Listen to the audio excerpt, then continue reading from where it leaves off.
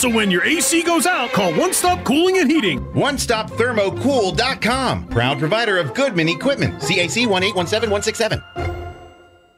Broadcasting from the Paddock Mall Studios, this is WOCA, Ocala, Gainesville, The Villages, 1370 AM, 96.3 FM, The Source.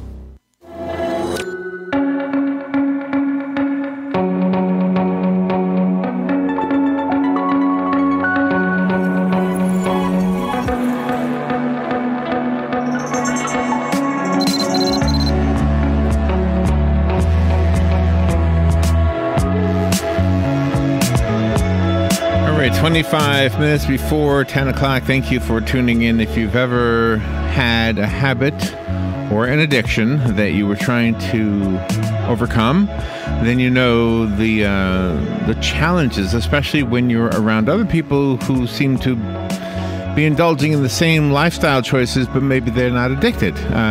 Perfect example of this, obviously, is alcohol.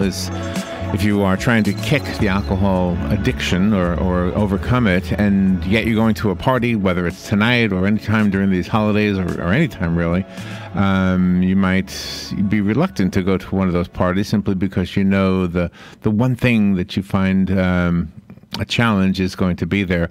Dr. Dan L. Edmunds is in the studio. He drove up here from Tampa. He's got a lot of initials after his name, Robin. He is an addictions professional. He's a psychotherapist, an internationally certified advanced alcohol and drug counselor. He earned his doctorate of education in pastoral community counseling, and he's written a book called Meaning and Art of Recovery. We'll find out how to get the book and everything that's in the book in a short 25-minute interview, which obviously won't cover everything in the book, but it'll give you a sense of how the book can help you or perhaps a loved one. Dr. Edmunds, good morning. Thank you. Good morning. Thank you. Thank you for coming in. Nice to see you. So how was traffic? It was not too bad. So how far back do you go? When did this become your profession, your specialty? I have been in the field, mental health as well, for almost 20 years. And as far as addictions, I was working with some adolescents doing psychological evaluation. That was for probably about the past 12 years. And as far as this being my main profession, that's been over the past 3 years. Are addictions? In other words, I probably said that really awkwardly, but I mean, if somebody is apt to be addicted to alcohol, are they also apt to be addicted to other things, whether they're substances or just lifestyle choices, sexual addictions, for example? Would an addictive personality just simply be a good candidate for any addiction? Well, what I will mention is I believe that on some level, all of us have addictions. I think so, too. But it's kind of a spectrum that we're all kind of looking for. If we define what addiction is, it's kind of that temporary relief that we're seeking in spite of consequences. So if we are stressed out, if we are going through something where we feel discontent, disconnected, we may seek out bonds. And when people cannot feel bonded with each other, many times what they will find is substances. But I think we have to realize that addiction is not limited to just those substances. So I can recall an example of a neighbor that I had that every morning a package would show up on her doorstep from QVC. And that package would end up going into the closet for her only to buy another item. And this excitement that would build as she watched the television to order the next thing. Right. But what I do see is that if we feel connected and content, we're going to be less likely to indulge in those addictive behaviors. Is that right? And how? Okay. First of all, let me say that I'm glad you answered it that way. And here's why. I'm not a professional at your specialty, but I've often wondered if it was possible for somebody with an addiction, since addiction seems to be a natural part of our humanity, and maybe I'm wrong about that, you correct me if I am, but I think I have often thought, could we just exchange one for another? Like, I used to smoke cigars. And I don't know if I called it an addiction or a habit, but I wanted to stop, and it was hard. Yes, and there can be cross addictions that arise too. So one person could be addicted to one substance and it moves into another substance, or it moves into another type of thing. So I see people that are in recovery for substances, sometimes there is still addictive behavior that arises. So it may impact how they approach relationships. So they might kind of go to some extremes in the relationships. Now, what I will mention, there's 3 themes that whenever I mention this to people that are struggling, that they tend to notice and connect with when I mention these things. One is a crisis of meaning, that the people that are truly struggling with addiction, somewhere along the line, they've felt a lack of meaning and purpose in their lives. And usually there could be some type of traumatic event or something painful or some type of discontent. The other is a sense of identity that gets lost. So you'll see, sometimes it's younger people, not always, it can be anybody really, kind of wants to find some sense of belonging. So they're not sure about themselves, who they are, their identity. And the last is validation. That you want to be appreciated for who you are. And when that isn't coming, sometimes addiction becomes part of the picture too. What I see as well early on as people are trying to overcome their addiction, they may say, well, I've made all of these changes. So they say this to their family members, friends, well, I've made these changes and so forth, and they want the validation. When they don't receive it, then sometimes they go backwards and they launch back into the addiction. Yeah, that makes sense. They're like, well, why isn't anyone paying attention to me? I know, that makes so much sense, yeah. You know, in order for you to do your job, you have to intellectualize all of this. You have to understand the mechanisms of everything in every person that you're working with.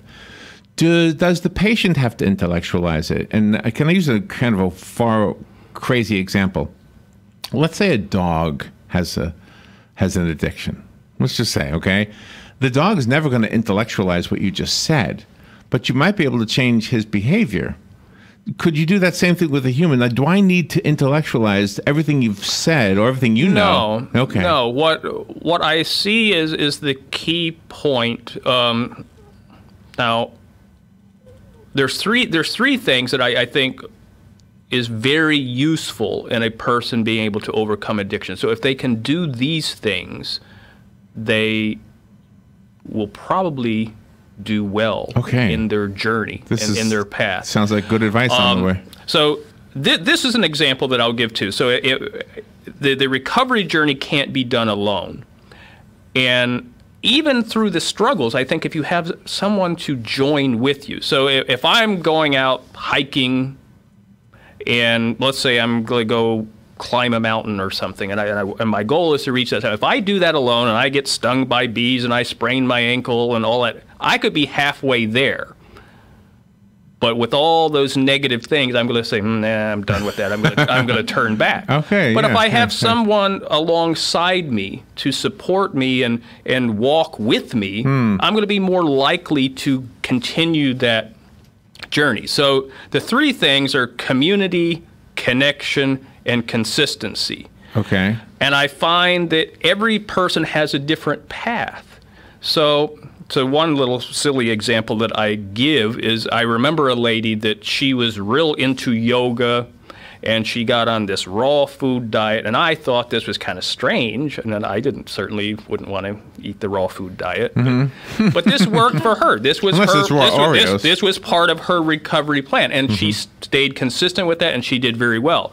Now, if I extracted from that, okay, well, because she did well doing that everybody has to go and eat carrots and celery and stand on their head and all that, I'd be wrong. Right. So whatever the path is, whatever is working in that person's life to keep them on track, they need to be consistent and maintain that, whatever it may be. And there's many different forms that the journey may take.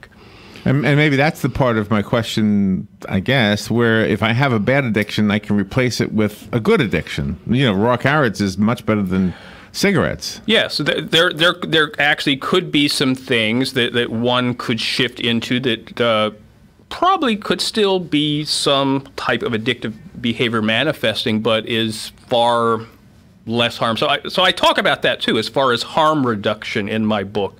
And I have to look at too that there are some people that they are trapped in their addiction and they may not be ready to stop doing what they are doing.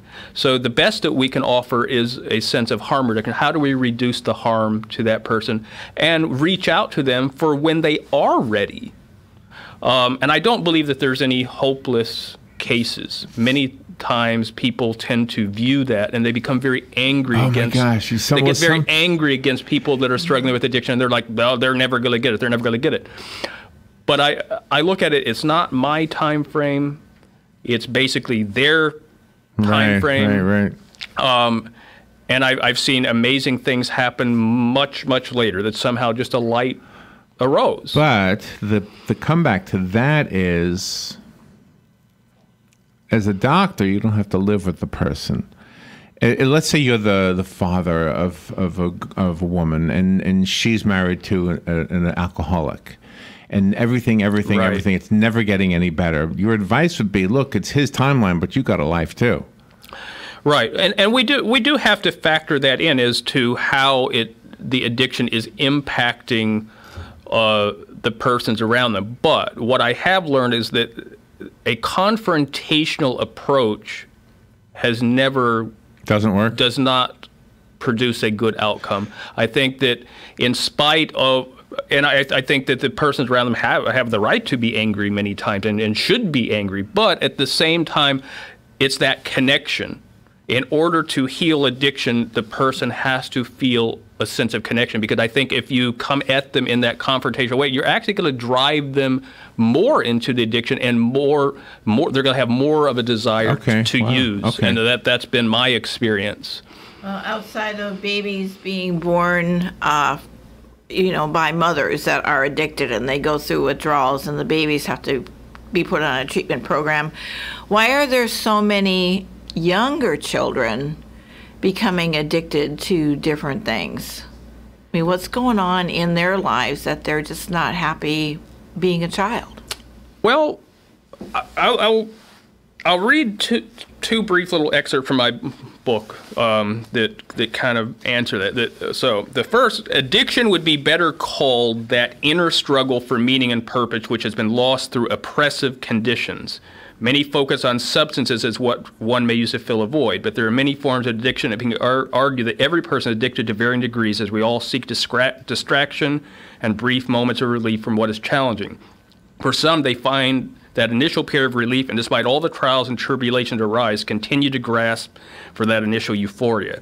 There becomes an attachment which leads to suffering that is difficult to break through. There arises the greater pain and attempt to avoid pain. Our society, rather than addressing the oppression of the pain and create deeper purpose, instead punishes, shames, and erects barriers where the person is more oppressed, more downtrodden, deeper in despair, and devoid of purpose. Our society has unfortunately provided the fuel for what we term addiction, and government policy is never proactive but minimally addresses the aftermath of hurt and destroyed lives. Oh. So I look at it's really a social problem that we have. People that are in many oppressive situations, they feel disconnected. I remember running a group one time, and I mentioned that I often found trauma and pain to be behind addiction. But one fellow said, well, I had a pretty decent childhood and so forth. But then he finally admitted that he did have this underlying discontent. So if it's not pain and trauma, it's definitely discontent. Because why would a person want to be put themselves into another frame of mind with a drug if they were happy and content? If my life is going well, I'd have no desire to alter my mind. So he had to intellectualize it and kind of figure out, because he wasn't relating to the causes that you may have laid out for him. But when he went to the discontent part, he was able to recognize something. So going back to Robin's question, does that same thought process from a psychological point of view happen for a child? Do they do the same thing? Possibly. Now,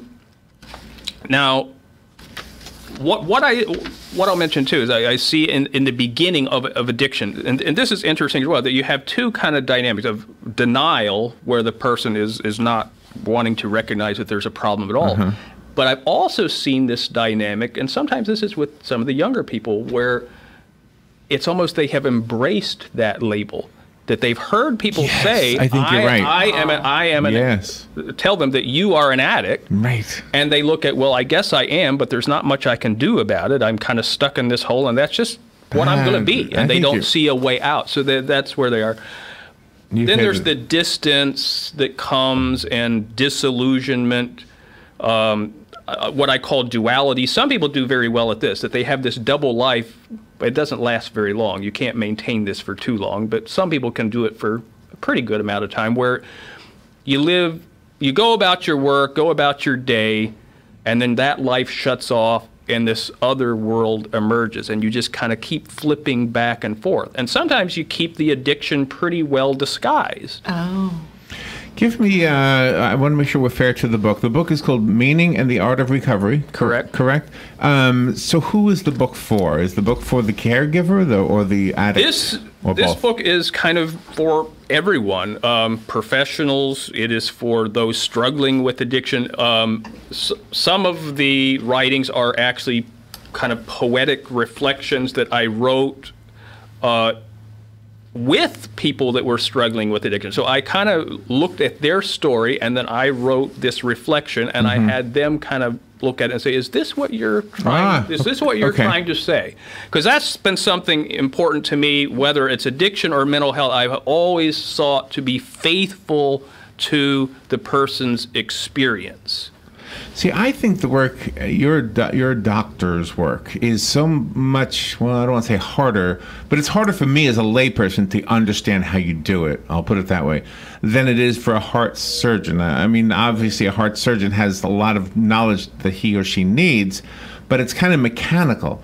Yours is mysterious. It sounds like every patient is different, and what you just kind of give us a peek at is sort of how you do it. And for me, it's kind of a joining in process of being able to meet them where they are, and I have to be able to kind of put aside my own thoughts, judgments, so forth, and to be able to see where is this person at, what is their experience all about, and I think as a professional, if I'm not doing that, then I'm not helping them, and I'm missing something. So I really look at it that I have to be able to, whether this is addiction or anything else, it's being able to have that joining and just kind of a co-presence. And sometimes that's the best that I can offer, is just the support, because there are people that are struggling so much, and they may not be in the stage to change and go in the direction that everybody else would like them to. So I have to have patience, and others do as well. Does the person who is the loved one of an addictive person have a harder task if the addiction is substance abuse as opposed to behavioral addictions? And I'm going to use sex as an example of that. Let's make the husband the bad guy. Does wife have a harder time if her husband is addicted to pornography, let's say, as opposed to heroin? I kind of look at it this way, that addiction is addiction. And I remember one fellow that his struggle was with alcohol, and he was in with a group of guys that mostly their issue was heroin. And he's complaining, he said, well, heroin is a far worse drug, and I never did that. And wow. And kind of minimizing his own behaviors, gotcha. but making them like that they were worse. So the comparison I made is it's all like everybody's in their little car, and you're all headed over the cliff, and maybe some people have their foot on the accelerator a little bit more than others, but you're basically all headed to the same place, so you don't really need to make the comparisons too much. It seems like this is affecting you on a very personal level as well. It does at times, yes. Yeah, how do you not take it home with you? That's something that one has to be able to have the appropriate boundaries to be able to process all that. But I still think that people in the field do need to have compassion and really have a heart. Otherwise, if they don't, if they just operate in this mechanical way, nothing really happens. But something you said earlier made me think that you don't think tough love approaches work. That is correct. Okay, so the wife, again, making her the good guy in this, who says, look, if you don't quit, I'm going to divorce you. And let's say he cherishes her. He doesn't want a divorce. That doesn't work? That kind of ultimatum doesn't help? No, I don't believe that it really does. Now, I'm not saying that there should not be limits established with persons, that there's certain behaviors that, no, we don't have to tolerate these things. But when we threaten the connection with a person or disconnect from them altogether, most of the time, from what I have seen, that always has a very bad outcome. It drives the person deeper into their addiction. And it leads them, that's kind of the tipping point. When a person is led to a point of despair, that's when they have to make a choice. Usually the people that are led to a sense of despair, and if you disconnect from them, that's what's going to happen. They don't survive. Does our judicial system have a compassionate approach to the person who winds up breaking the law when it can be traced to an addiction? So what I'm asking is, somebody who's incarcerated, they haven't hurt anybody other than maybe emotionally, but they haven't hurt, stolen, that kind of thing. Or maybe they've stolen. That might be a common one. But do we have in place people like yourself who work with people incarcerated so that instead of just giving them 6 months in jail, they actually give them therapy as well? We're working towards that. There are programs that are developing that are better than where we were at. But I still think we have a long way to go because there are... What we have to realize, too, because I think there's this fear. If a person does commit a criminal act, now there are definitely exceptions, but a good deal of the time they are not. So if they go in and they take money from a store, they're not there to harm the clerk, they're not there to harm the other patrons that are in the store. They are there solely to get the money to continue to fuel their addiction. And so I think we have to understand that. And when people are incarcerated and then we try to reintegrate them into society, we create a lot of barriers for them. So they have a criminal record to begin with, which can be a barrier for their employment. We give them fines, and these are probably the people that are least likely to be able to afford to pay them. So we have to kind of look at that. Now, what I do like is the Portugal model, which decriminalized all drugs. There is, people are not incarcerated. Instead, there is a committee of social workers and others who try to look at how do we help support this person. And there was a total shift. So I don't know what the U.S. figures are, but I know the Canadian figures is that 70% of the money that's spent is more towards law enforcement rather than rehabilitation.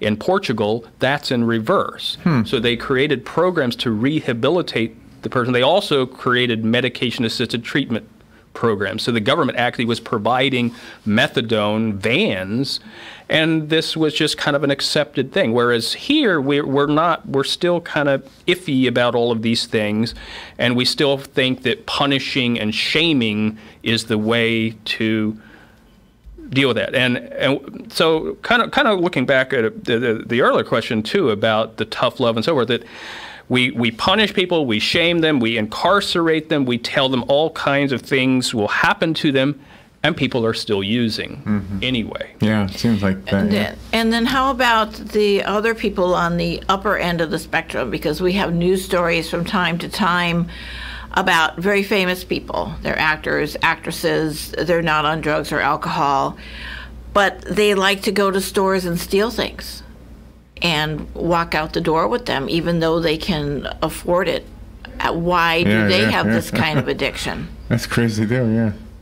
Well, I think tied in to that, we also have to look at kind of the mental health side of things as well. And And that's a point that I'll make too, is that sometimes that people try to separate the two, but I do believe that they go hand in hand. The people that are struggling in some way mental health wise, so if you are depressed, there is the potential more that addiction could arise as a means to try to alleviate that depression.